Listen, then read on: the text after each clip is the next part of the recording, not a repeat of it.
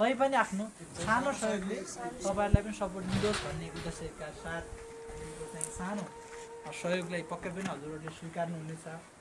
यही कपीको अक्षरमा लेखिएका हातहरू कुनै दिन होइन हाम्रै एउटा म बिरामी भएको समयमा हस्पिटलमा देख्न पाइयोस्, हामी हिँड्दै गर्दाखेरि इन्जिनियर भएको देख्न पाइयोस्, मेरा बालबच्चालाई तपाईँले पढाएको देख्न पाइयोस् होइन।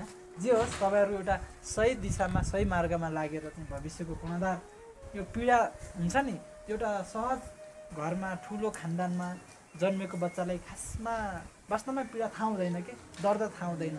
तपाईँ हामी जस्तै मान्छेलाई थाहा हुने हो क्या दर्द के हो, पीडा के हो, सङ्घर्ष के हो भन्ने कुरा नआतिनु होला। नाम रोशन कार्की। हजुरको घर कता हो नि? मुगु। ए हजुर चाहिँ यो जनता मावि महत गाउँमा रहेको छात्रावासमा बस्नुभएको छ। हजुरको वास्तविक समस्या चाहिँ के छ? मेरो वास्तविक समस्या यति यो घुँडादेखि तल धेरै दुखिरहेको हुन्छ, राति सुत्दाखेरि पनि अलिक गाह्रो हुन्छ। राति सुत्दाखेरि घुँडादेखि तल एकदम दुखिरहन्छ? त्यो दुखिरहेको तपाईँलाई कति समय भयो? यो त धेरै भएन, उमेरदेखि अहिलेसम्म धेरै भयो। लगभग कति वर्ष? लगभग त्यही भइसक्यो, धेरै 5-6 वर्ष ओभर भयो। 5-6 वर्षदेखि नै तपाईँको खुट्टा दुखिरहेको छ। उपचार गर्न पाउनु भएको छ कि छैन? एउटा अवसर पनि पाएँ।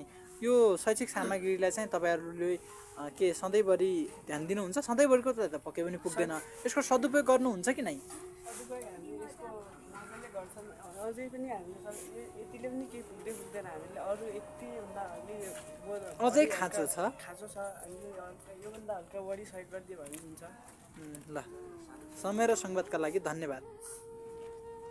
23 गते मेरो जन्मदिन। हरेक वर्ष झै यस वर्ष पनि सामूहिक सेवा गर्ने एउटा सुनौलो अवसर प्राप्त भयो।